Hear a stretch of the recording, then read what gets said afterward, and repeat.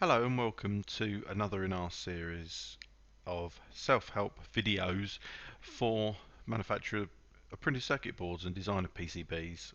My name's Paul Goodfellow of Minitron, who are a PCB manufacturer in the southeast of England in Kent, manufacturing boards for over 50 years. So we've got quite a lot of experience in these matters. This particular video is to discuss scoring. So I've got a board on the screen here, and if we were to supply in a reasonable quantity, then scoring can be a very useful way of increasing the panel yields. Um, what happens with scoring is when we place the boards onto the panel, rather than panelizing them with a gap between and then cutting them out with a routing tool which has either a 1.6, 2.4 millimeter gap, scoring will place them nice and close together, actually butting up together.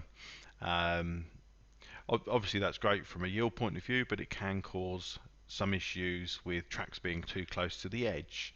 So what I just wanted to demonstrate here with the data that you see is how far your tracks need to be away from the edge of the board to avoid causing any problems.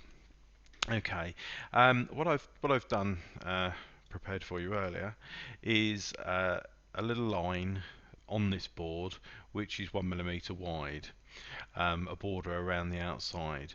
The reason I've done that is because the circuit board the score blade is a 0.5 millimeter wide and makes a 0.5 millimeter incision.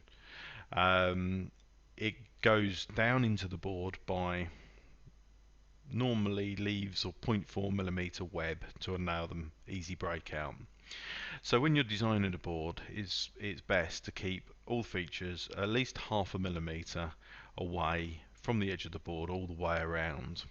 That's what we've done here, and you can see that there is a small gap. It's not a massive gap between that score cut and the edge of the board. So what I will do here, I'll just show you how, if we panelize that, just step it a couple of times in each direction, we can see how that will look on the finished panel.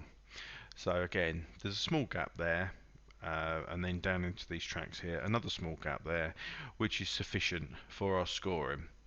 If it isn't, then you can end up with score cuts which will shave the edge of tracks, because generally speaking it's not a good idea to have copper up to the edge of the board from an electrical point of view, but also because if the cutting is going up onto the edge of the copper, it can cause the solder mask to chip and splinter on the edge, which will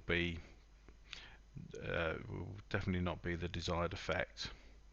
I'll talk a little bit more about scoring later, but that's for the moment. Thank you very much, and if you'd like to subscribe below, that would be fantastic, and look forward to doing more videos for you shortly.